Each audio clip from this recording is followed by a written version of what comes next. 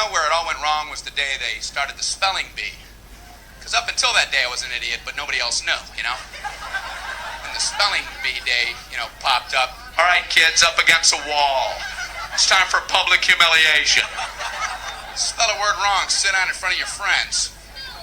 That's great for little egos. Hey, look at me, I'm a moron. I wasn't even close. I was using numbers and stuff. That's why I admired that kid who spelled it wrong on purpose so he could sit down, He knew he wasn't going to win, so why stand there for 3 hours? First round, cat, K-A-T, I'm out of here. Then as he passed you, I know there's 2 T's. I remember my teacher asked me, Brian, what's the I before E rule? I before E, always. What are you, an idiot, Brian? Apparently. So she explains it, no, Brian, it's I before E, except after C, and when sounding like A, as a neighboring way, and on weekends and holidays, and all throughout May, and you'll always be wrong, no matter what you say. It's a hard rule.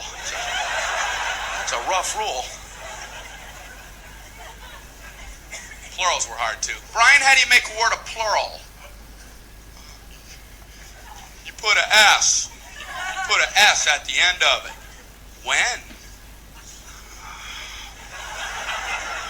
On weekends and holidays.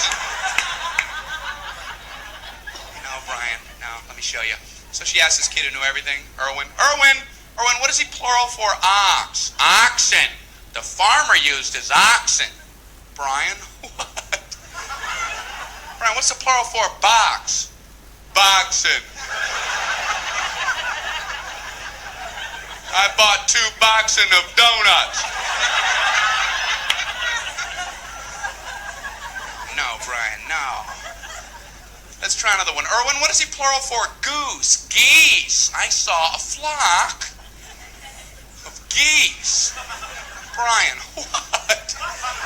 Brian, what's the plural for? Moose. Moosin'. I saw a flock of moosin'.